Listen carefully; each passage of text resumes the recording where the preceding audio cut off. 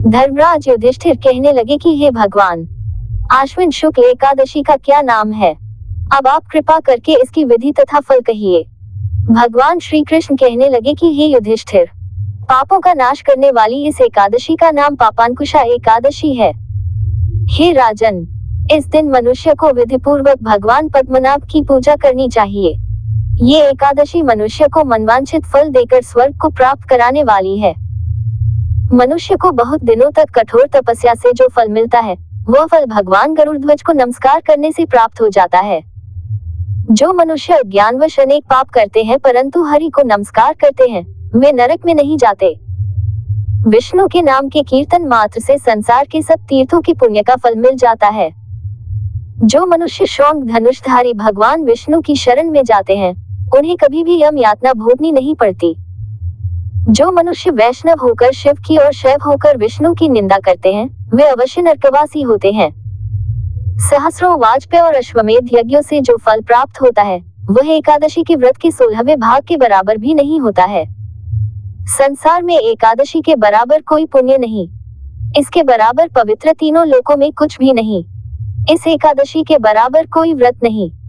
जब तक मनुष्य पद्मनाभ की एकादशी का व्रत नहीं करते हैं, तब तक उनकी देह में पाप वास कर सकते हैं। हे राजेंद्र, ये एकादशी स्वर्ग, मोक्ष, आरोग्यता, सुंदर स्त्री तथा अन्न और धन की देने वाली है। एकादशी के व्रत के बराबर गंगा, गया, काशी, कुरुक्षेत्र और पुष्कर भी पुण्यवान नहीं है। हरिवासर तथा एकादशी का व्रत करने और जागरण करने से सहज ही में मनुष्य विष्णु पद को प्राप्त होता है।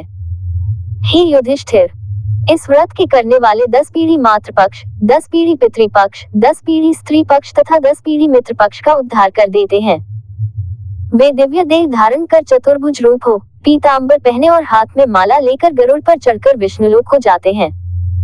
हे नृपोत्तम, बाल्यावस्था, युवावस्था और वृद्धावस्था में इस व्रत को करने से पापी मनुष्य भी दुर्गति को प्राप्त न होकर सद्गति को प्राप्त होता है। आश्विन मास की शुक्ल पक्ष की इस पापांकुशा एकादशी का व्रत जो मनुष्य करते हैं, वे अंत समय में हरिलोक को प्राप्त होते हैं तथा समस्त पापों से मुक्त हो जाते हैं। सोना, तिल, भूमि, गौ, अन्न, जल, छत्री तथा जूती दान करने से मनुष्य यमराज को नहीं देखता। जो मनुष्य किसी प्रकार के पुण्य कर्म किए बिना जीवन के दिन व्यतीत करता है, वह लोहार की भट्टी की तरह सांस लेता हुआ निर्जीव के समान ही है। निर्धन मनुष्यों को भी अपनी शक्ति के अनुसार दान करना चाहिए तथा धन वालों को सरोवर, बाग, मकान आदि बनवाकर दान करना चाहिए। ऐसे मनुष्यों को यम का द्वार नहीं देखना पड़ता तथा संसार में दीर्घायु होकर धनाढ्य, कुलीन और रोगरहित रहते हैं। भगवान श्री कृष्ण ने कहा, हे राजन, जो आपने मुझसे पूछा वह सब मैंने आपको बतलाया। अब आपकी और क्या सुनने की इच्छा है? इति शुभम।